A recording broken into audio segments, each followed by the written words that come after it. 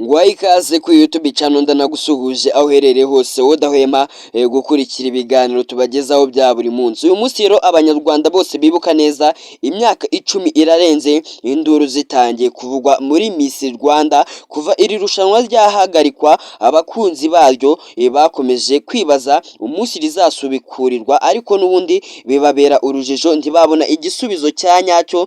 Benshi bakomeza kwibaza iri rushanwa ryatangaga ibyishimo ku banyarwanda umunsi wa nyawo rizagarukira, ariko uyu munsi benshi ntibazi amava n'amavuko y'induru zakunze kuvugwa muri Miss Rwanda. Icyakora ababizi bo bibuka neza ko uyu munsi imyaka 10 yirenze iri rushanwa rijemo urunturuntu, ku buryo iyo ihene ifatwa igihe beba ibingibi biba bitarabaye irushanwa ndetse na n'uyu munsi riba rikiba, kubera yuko ntabwo babashe kuba bafata ihene igitangira guhebeba, ari nabyo byabakozeho biza gutuma iri rushanwa rya Miss Rwanda rihagarikwa hano ngaha mw'iki gihugu cyacu cy'u Rwanda. Iri rushanwa ryatangaga ibyishimo ku banyarwanda, by'umwihariko ku bakunzi b'imyidagaduro.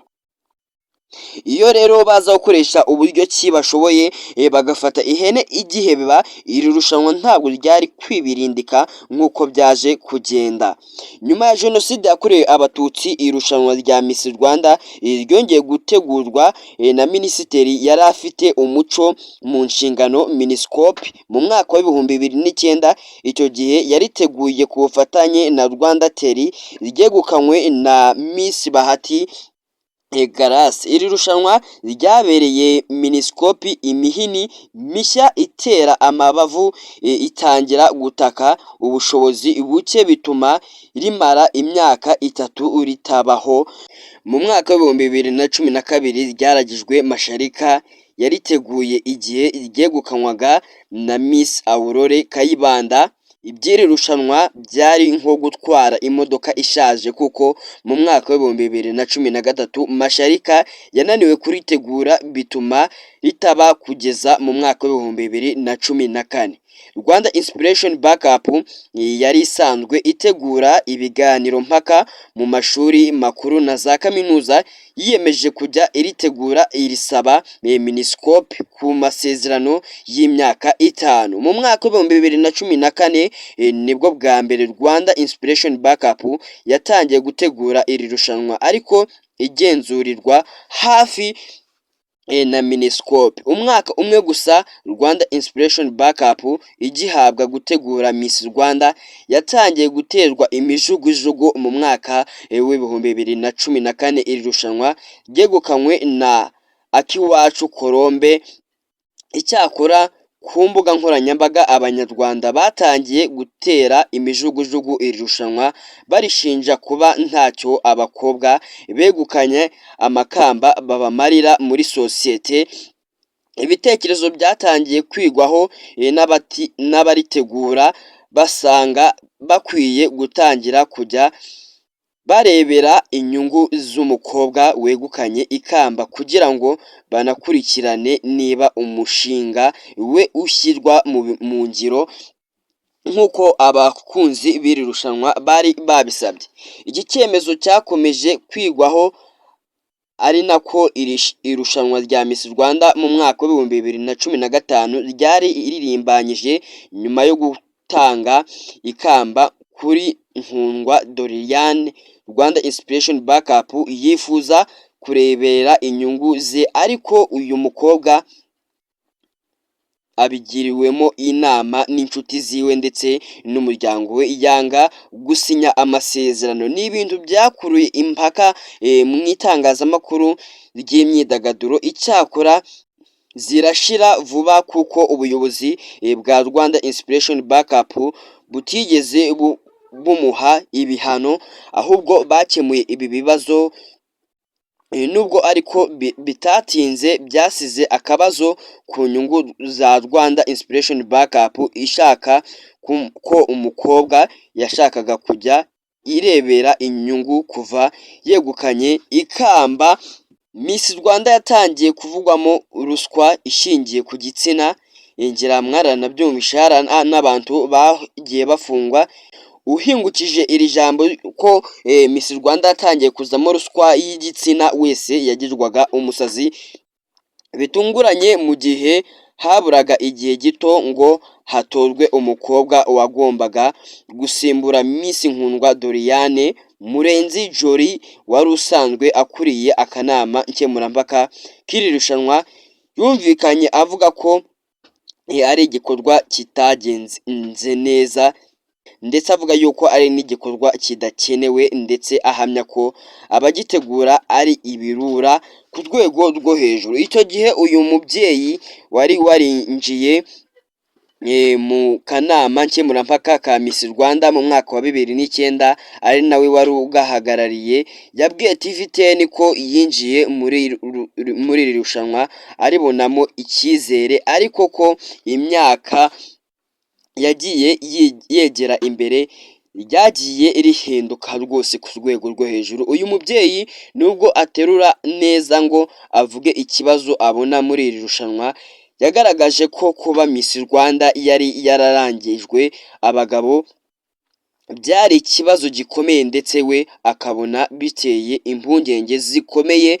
Murenzi Jolly abajijwe umuti w'ikibazo yabonaga muri Miss Rwanda yavuze ko kubwe bari bakwiye kuyiragiza abagore ahubwo bakayitera inkunga. Icyo gihe ubuyobozi bwa Rwanda Inspiration Backup bwateye ubwatsi ibyavugwaga na Murenzi buhamya ko batazi icyamuteye gutangaza ibyo yavuze bavuga yuko nta n'ikibazo gihari muri rusange. Mu kiganiro bagiranye n'itangazamakuru ubwo biteguraga Miss Rwanda 2016 Ishimwe Dieudonné wamamaye nka Prince Kid wari uhagarariye Rwanda Inspiration Backup yirinze kugira byinshi asubiza uyu mugore.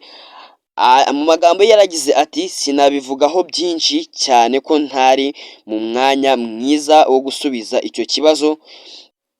Iyo ari wowe uvuga kugira ngo usubize akenshi biba byiza iyo ubirekeye abavuze cyangwa se abakurikirana ibyavuzwe. Gusa nyibaza ko icyerekezo u Rwanda rufite ntabwo tukireba cyane urwego rw'imyaka aho ivuye igitsina n'ibindi.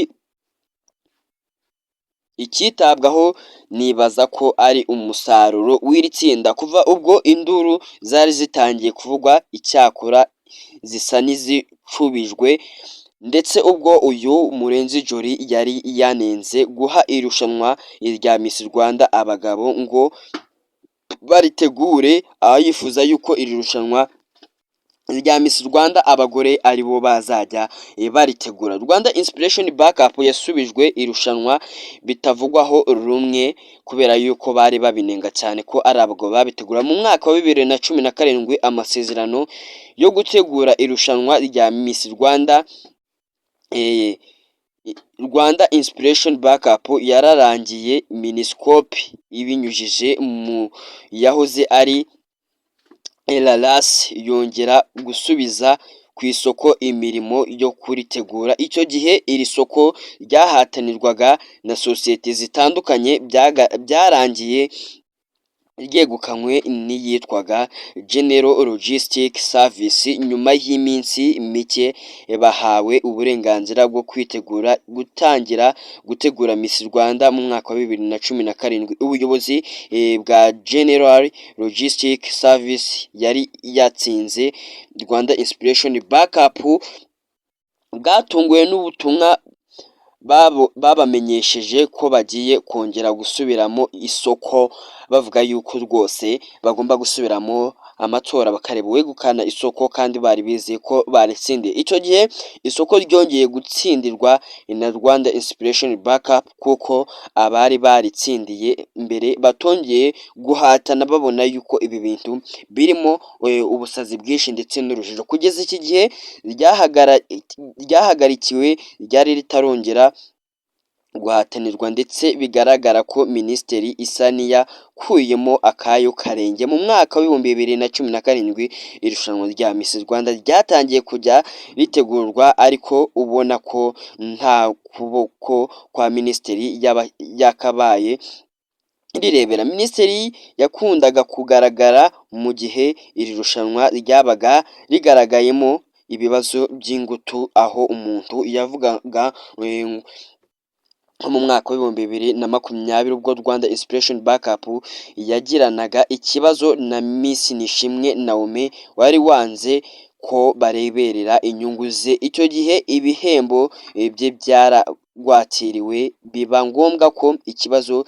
cinjirwamo na Rusemero Mbabazi muri Minisiteri w'Urubyiruko n'Umuco muri icyo gihe, ndetse birangira ikibazo gikemutse, babiretse babona yuko ntacyo babikoraho. Ibi ngibi rwose ni ibintu byateje impaka nyinshi cyane ku rwego rwo hejuru. Ukambwira ugira ibihe byiza, nawe utubwire uko ubibona iby'iri rushanwa rya Miss Rwanda, nimba rizagaruka, nimba ritazagaruka, nawe usige igitekerezo cyawe muri comment. Ciao ciao, we twabanye mu kiganiro, uracyari kuri Rwanda New Future, ukomeze kugira ibihe byiza.